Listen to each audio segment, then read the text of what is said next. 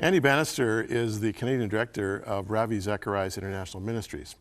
A lot of you are familiar with Zacharias, many of you are not. He's one of the world's leading apologists, which is a big word, meaning what, Andy? Basically, an apologist is someone who gives a kind of reason and defence for the Christian faith. So we at RZIM spend our time engaging with skeptics and those who would challenge the Christian faith, particularly in the university arena, and helping them see that actually Christian faith can be rational and does make sense. Okay, so increasingly in our secular culture, especially our youth culture, the general word is this: well, that's great for you that you believe in Jesus, but that's true for you. It's not true for me. And whatever's true for you is a good thing. But you know, don't try to convince me that Jesus is good for me, because you know I have my own way. And everybody is kind of inclusive and happy that we're all on planet Earth enjoying each other's company. But let's not talk about any sense of truth, because what is truth? You know, that kind of approach. How do you respond to that? I think it's a very common approach, particularly on our university campuses. Our young people are increasingly postmodern. I think the problem is that's one of those phrases, one of those ideas that sounds wonderful when you articulate it, but then when you begin prodding and asking questions, it quickly collapses. If being sincere in what you believe is really all that matters, well, Hitler was sincere in what he believed, but he just happened to be sincerely wrong. And so that's the problem. What happens when my truth impacts on others? So if we look around us at the world today, particularly in geopolitics, we see ideas everywhere, and ideas have consequences. I would say it does matter if you believe that communism is true. It does matter if you believe that Christianity is true, or Islam is true, or that we are no more than animals and we can do what we like to each other. Each of those ideas has consequences. Okay, so suppose I've lived the first 25 years of my life without any dogma or without any orthodoxy, at least religiously articulated. And someone comes into my life who says, I need to know Jesus. And I find that this is a compelling call, and my heart is stirred, and I commit my life to Jesus. How am I going to change? What difference is going to occur between Monday of that week, when I'm not a believer, and Thursday of that week, when I am a believer? What's going to change?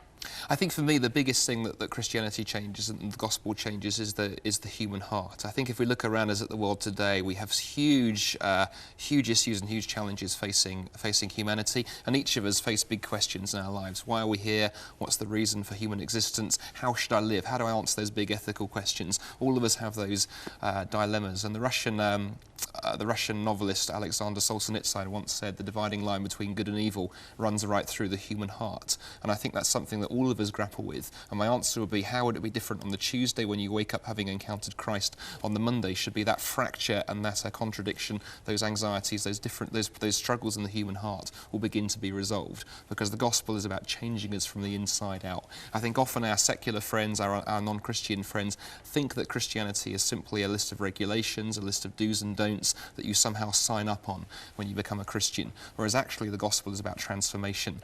And the sign that you've encountered Christ should be this: that transformation begins to work itself out from the inside out. Now, encountered Christ, does that mean I embrace a philosophy, I embrace a way, or do I embrace a person? And if it's a person, how do I embrace a person who died 2,000 years ago?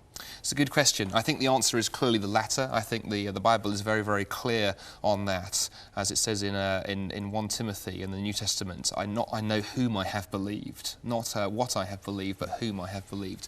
How do you encounter him? Well, I think for many people that comes through encountering the living Christ who leaps off the pages of the New Testament to us. I think when you read the Gospels and you begin encountering the Jesus who is described there, the Jesus who leaps off those pages transcends merely a historical figure, but is a living presence. Does the resurrection play into this? And if I have no exposure to the resurrection, if I have no sense of what it has meant, at least until this point in my life when I'm interested in it, what role does it play?